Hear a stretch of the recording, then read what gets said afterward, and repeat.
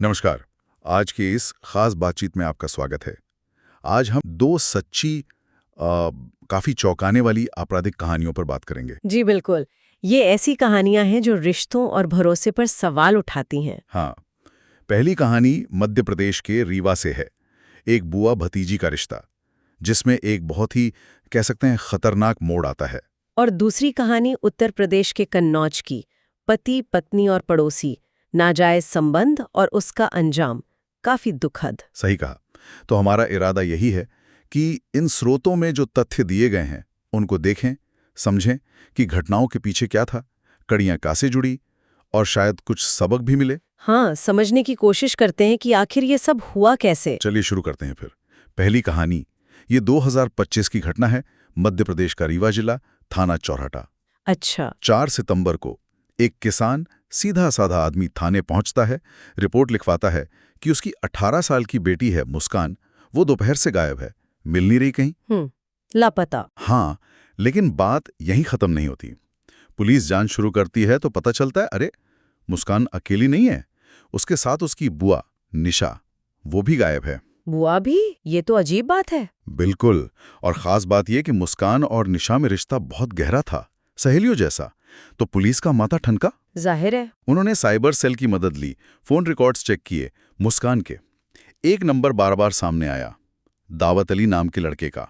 मुस्कान की उससे काफी बात होती थी। दावत अली? हाँ, और मजे की बात, घरवाले इस लड़के को जानते ही नहीं थे। ओहो, तो शक तो बढ़ेगा ही। बिल्कुल।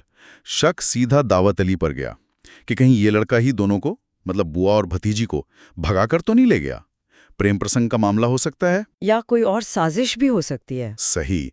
पुलिस ने और पता लगाया तो मालूम हुआ कि जिस दिन ये दोनों गायब हुई उस दिन दावत अली का फोन रीवा में ही चल रहा था और उसने निशा से, मतलब बुआ से, कई बार बात भी की थी। अच्छा, निशा से बात की थी? हाँ, और इसके बाद उसका फोन चला गया राजस्थान। झुंझुनू में लोकेशन मिली और ये भी पता चला कि निशा और दावत अली के बीच प्रेम संबंध थे। तो मतलब बुआ का अफेयर चल रहा था दावत अली के साथ? हाँ, यही बात सामने आई। अब यहाँ मामला एकदम सीरियस हो गया। रीवा के एसपी ने फौरन एक टीम बनाई, उसमें महिला सब इंस्पेक्टर भी थी। टीम को भेजा झुंझुनू। हम्म। वहां लोकल पुलिस की मदद ली, दावत अली के ठिकाने पर रेड मारी और वहां कौन मिला? मुस्कान और निशा, दोनों। दोनों मिल गईं। चलो, ये तो अच्छी बात हुई। हाँ, दोनों मिल गई।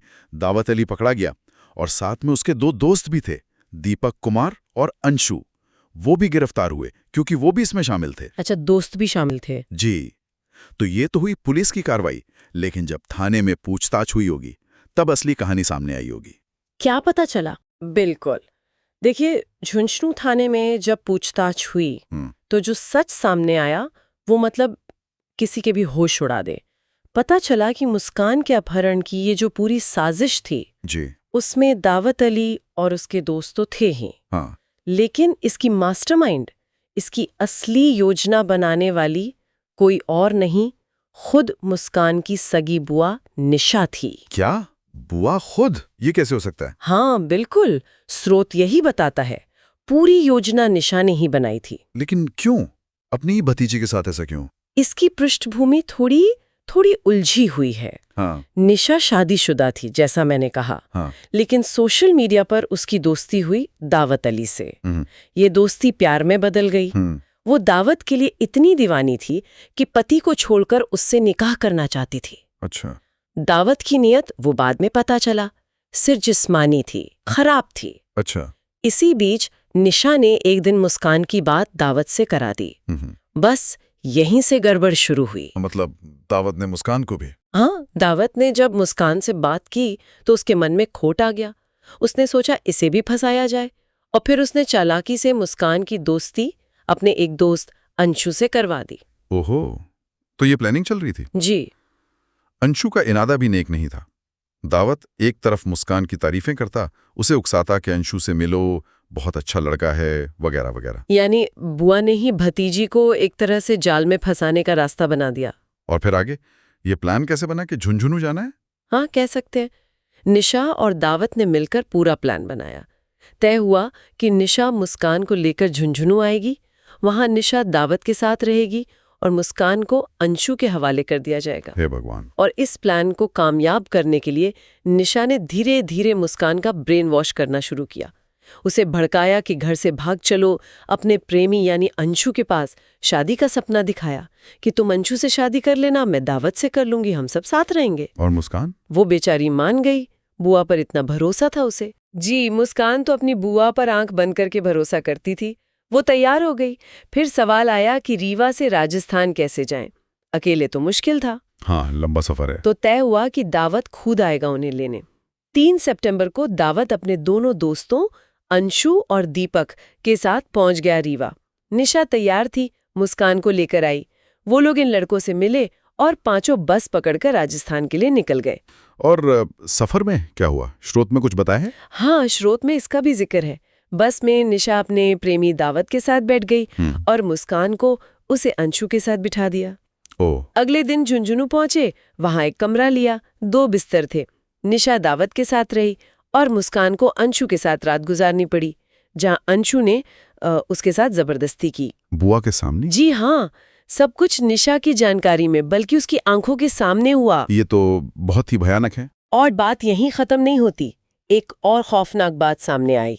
पूछताछ में दावत अली ने कबूल किया कि उसका इरादा सिर्फ जिस्मानी शोषण नहीं था। मतलब? और क्या, उसका प्लान था कि पहले वो और उसके दोस्त मिलकर निशा और मुस्कान दोनों का शोषण करेंगे और फिर बाद में उन्हें कहीं बेच देंगे। बेच देंगे? इंसानी तस्करी? जी, निशा तो सोच रही थी कि वो दावत से निकाह करके नई जिंदगी शुरू करेगी, लेकिन दावत के इरादे तो बहुत ही घिनौने थे। जब जांच में निशा की ये पूरी मिलीभगत साफ हो गई तो पुलिस ने उसे पीड़िता नहीं माना, उसे भी आरोपी बनाया और दावत, दीपक, अंशु के साथ गिरफ्तार कर लिया। सही किया पुलिस ने। ये तो बहुत ही संगीन मामला है। बिल्कुल। ये घटना सिर्फ एक अपराध नहीं है, ये रिश्तों में भरोसे के कत्ल की कहानी है। कैसे एक बुआ, जिसे माँ जैसा माना जाता है, अपनी ही भतीजी को इस भयानक दलदल में धकेल सकती है। हाँ, सोचकर भी डर लगता है। और ये बाहरी लोगों के असर, गलत संगत के नतीजों का भी उदाहरण है। निशा के एक गलत फैसले ने न सिर्फ उसकी बल्कि उसकी भतीजी की जिंदगी भी तबाह कर दी। उस दर्दनाक अनुभव से उभरना मुस्कान के लिए कितना मुश्किल होगा, हम सोच भी नहीं सकते। वाकई रोंगटे खड़े हो जाते हैं सुनकर। भरोसे का ऐसा गला घोंटा जा सकता है, यकीन नहीं होता। रीवा की ये कहानी रिश्तों में आई गिरावट का एक बहुत ही दुखद पहलू है। अच्छा, अब रुख करते हैं अपनी दूसरी कहानी की ओर। ये हमें उत्तर प्रदेश के कन्नौज ले जाती है। यहाँ भी रिश्ते हैं, धोखा है, लेकिन कहानी थोड़ी अलग है। जी, कन्नौज का मामला बताइए इसके बारे में। ये घटना है 2022 की। कन्नौज जिले का ठठिया थाना क्षेत्र, गांव भदोसी। वहां एक सज्जन थे, पेशकार, जूते बनाने का काम करते थे, थोड़ी खेती भी थी। उनके 2 बेटे थे, रईस और वाहिद। बड़ा बेटा रईस, उसकी शादी हुई थी अदीबा बानो से, लोग उसे फरजाना भी कहते थे। 2 बेटे भी थे उनके, अनस और अंसार। रईस पहले खेती करता था, फिर राजमिस्त्री बन गया, मेहनत मजदूरी करके घर चलाता था। सीधा साधा मिलनसार किस्म का आदमी बताया गया है। ठीक है। अब घटना वाले दिन पर आते हैं। 21 दिसंबर 2022 की रात करीब 8 बजे होंगे, रईस काम से घर लौटा। देखा तो दरवाजा अंदर से बंद। ओके। उसने दरवाजा खटखटाया, पत्नी फरजाना को आवाज दी। स्रोत बताता है कि वो उस वक्त थोड़ा नशे में भी था। दरवाजा नहीं खुला तो उसे गुस्सा आ गया, गालियां देने लगा फरजाना को। थोड़ी देर बाद थक के बाहर एक झोपड़ी थी, वहीं बैठ गया। अच्छा, बाहर ही बैठ गया? हाँ। अभी आधा घंटा भी नहीं हुआ होगा, अचानक पीछे से किसी ने उस पर हमला कर दिया, धारदार हथियार से। ओह, पीछे से? हाँ। हमला इतना तेज था, इतना घातक कि रईस की मौके पर ही मौत हो गई। इसी बीच फरजाना दरवाजा खोलकर बाहर आई, पति को खून में लथपथ देखा तो चीखने चिल्लाने लगी। शोर हुआ, पड़ोसी आए, पास में ही रईस का छोटा भाई वाहिद रहता था, वो भी भागा आया। भाई को साल में देख रहा तो समझ सकते हैं आप। बिल्कुल। फरजाना ने वाहिद की मदद से रईस को अस्पताल ले जाने की कोशिश की, ठठिया सरकारी अस्पताल, लेकिन बहुत देर हो चुकी थी। डॉक्टरों ने कहा मृत है। शव वापस घर ले आए। दुखद, बहुत दुखद। अगली सुबह तक पूरे गांव में खबर फैल गई। प्रधान ने पुलिस को बताया। ठठिया थाने के एसएचओ कमल भाटी टीम के साथ पहुंचे। मामला हत्या का था तो जिले के एसपी कुंवर अनुपम सिंह, एएसपी अरविंद कुमार, वो सब भी मौके पर पहुंचे। आला अधिकारी भी आ गए। हाँ, बारीकी से जांच हुई। रईस के सिर के पीछे गहरा घाव था, हड्डी टूटी हुई, खून बहुत बहा था। साफ था कि हमला पीछे से हुआ है। और पत्नी फरजाना, उसने क्या बताया पुलिस को? पुलिस ने पूछा फरजाना से। वो रोए जा रही थी। बोली रात को सो रही थी, नींद खुली, बाहर आई तो पति घायल पड़े थे। किसी से कोई रंजिश नहीं थी, कोई पैसे का झगड़ा नहीं था। उसे नहीं पता किसने मारा। मतलब अनजान हमलावर बता रही थी वो। हाँ, यही कह रही थी। लेकिन क्या पुलिस ने मान लिया? यहीं पर कहानी में वो बड़ा मोड़ आया। रईस का भाई वाहिद, वो वहीं था। पुलिस की पूछताछ देख रहा था, अपनी भाभी के हाव भाव देख रहा था। उसे कुछ गड़बड़ लग रहा था। अच्छा। एसपी कुंवर अनुपम सिंह, वो अनुभवी अफसर थे। उन्होंने वाहिद के चेहरे पर गुस्सा, दुख सब पढ़ लिया। उन्होंने वाहिद को भरोसे में लिया, अलग ले जाकर पूछा कि क्या बात है। और वाहिद ने जो बताया, उसने केस की दिशा ही पलट दी। वाहिद ने साफ साफ कहा पुलिस को कि उसकी भाभी फरजाना का पड़ोसी है अमर सिंह कुशवाहा, उसके साथ नाजायज संबंध था। ओहो, पड़ोसी के साथ? जी, और उसका भाई रईस इस रिश्ते के सख्त खिलाफ था। इसी बात पर घर में रोज झगड़ा होता था, मारपीट तक होती थी। रईस इन दोनों के बीच मतलब कांटा बन रहा था। तो वाहिद ने शक जताया? शक नहीं, उसने सीधा आरोप लगाया कि फरजाना ने ही अपने प्रेमी अमर सिंह के साथ मिलकर उसके भाई रईस की हत्या की है। बाप रे, भाई ने ही भाभी पर इतना संगीन आरोप लगा दिया। पुलिस ने फिर क्या किया? वाहिद का बयान बहुत अहम था। एसपी ने फौरन एसएचओ को कहा, शव पोस्टमार्टम के लिए भेजो और वाहिद से लिखित शिकायत लो, तहरीर, फरजाना और अमर सिंह के खिलाफ हत्या का मुकदमा दर्ज करो आईपीसी 302 के तहत। तो केस दर्ज हो गया? जी हाँ, फौरन। और गिरफ्तारी अमर सिंह की? पुलिस ने तेजी दिखाई। 22 दिसंबर की रात को ही, मतलब अगले दिन रात को ही, आरोपी अमर सिंह कुशवाहा को पकड़ लिया, ठठिया के पास एक शराब ठेके से। वो उस वक्त भी नशे में था। अच्छा। थाने लाए, सख्ती से पूछताछ हुई तो ज्यादा देर वो टिक नहीं पाया, टूट गया, कबूल कर लिया अपना जुर्म। कबूल कर लिया? हाँ, बोला कि फरजाना ने ही उसे उकसाया था, उसी के कहने पर रईस को मारा, क्योंकि रईस उनके रिश्ते में रुकावट बन रहा था। और फिर अमर सिंह की निशानदेही पर वो कुल्हाड़ी भी मिल गई जिससे हत्या की थी। गांव के बाहर गेहूं के खेत में छुपाई थी उसने। और फरजाना? इसका क्या हुआ? अगले दिन 23 दिसंबर को पुलिस ने फरजाना को भी हिरासत में ले लिया। तो मतलब भाई का शक सही निकला, दोनों ने मिलकर ही हत्या की। लेकिन ये नाजायज संबंध की कहानी क्या थी? कैसे शुरू हुआ ये सब और हत्या तक बात कैसे पहुंच गई? देखिए, इसके पीछे भी रिश्तों का एक उलझा हुआ ताना बाना है, धोखा है। रईस और अमर सिंह पड़ोसी थे। पहले दोस्ती भी थी उनमें। दोस्त थे? हाँ, अमर सिंह की पत्नी उसे छोड़कर मायके चली गई थी। वो अकेला रहता था। अकेलेपन में कह लीजिए उसकी नजर रईस की पत्नी फरजाना पर पड़ गई। धीरे धीरे दोनों में नजदीकियां बढ़ीं, अवैध संबंध बन गए। इसकी भनक पहले पड़ोसियों को लगी, फिर रईस के भाई वाहिद को। वाहिद ने भाभी फरजाना को बहुत समझाया, खानदान की इज्जत का वास्ता दिया, लेकिन फरजाना ने उसे डांट दिया, चुप करा दिया। और रईस को कब पता चला? रईस को जब पता चला तो शुरू में तो उसने पत्नी पर भरोसा किया, दूसरों की बातें अनसुनी कर दी। लेकिन कहते हैं ना, सच छुपता नहीं। एक दिन उसने खुद फरजाना और अमर सिंह को घर में ही आपत्तिजनक हालत में रंगे हाथ पकड़ लिया। ओ, रंगे हाथ? जी, उस दिन रईस ने अमर सिंह को तो कुछ नहीं कहा, लेकिन फरजाना को बहुत डांटा, बहुत फटकारा, चेतावनी दी कि दोबारा ऐसा नहीं होना चाहिए।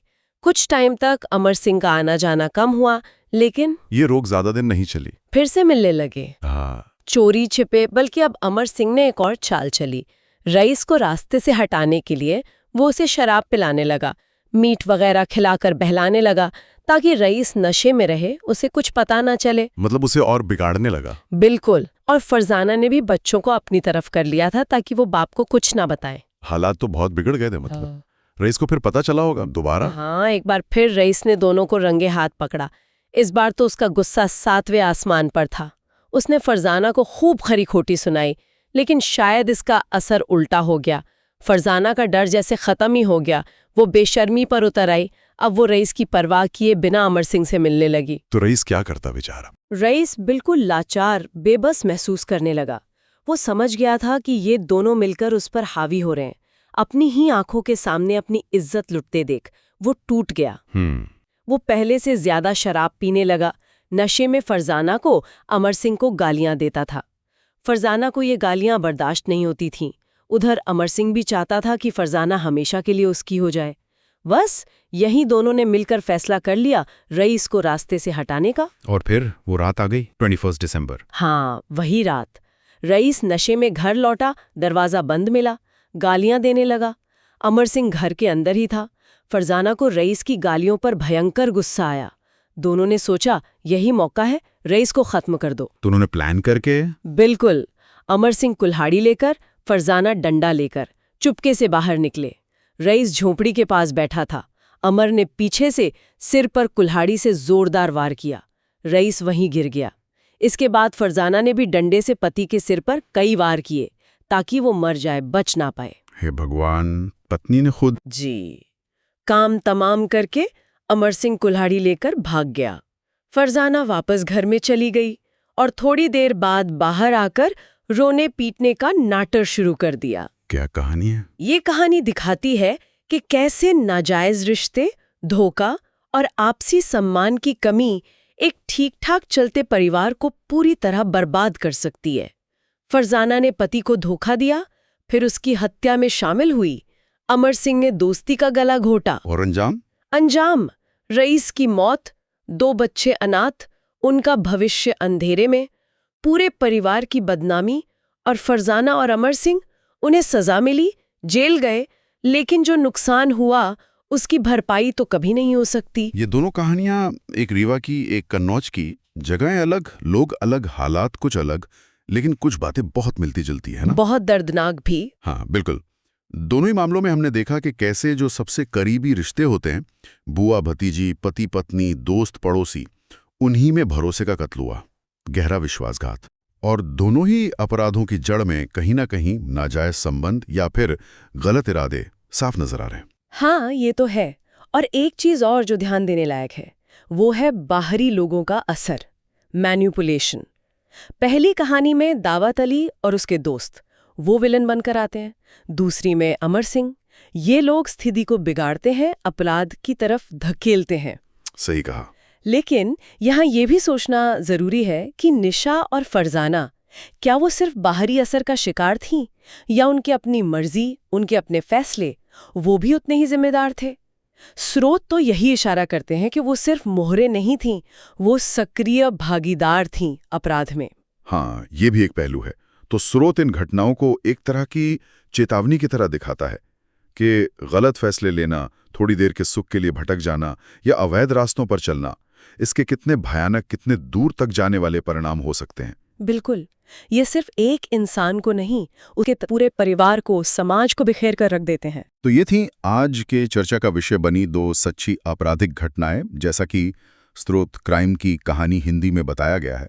विश्वासघात, लालच, गलत फैसले, इनकी ये दास्तानें यकीनन हमें बहुत कुछ सोचने पर मजबूर करती हैं। निश्चित रूप से ये कहानियां हमें रुककर ये सोचने पे मजबूर करती हैं कि आखिर वो कौन सी गहरी वजह होती हैं। क्या वो समाज का दबाव है, या इंसान की अपनी अधूरी इच्छाएं, नैतिक मूल्यों का गिरना, या फिर रिश्तों में बातचीत की समझ की कमी?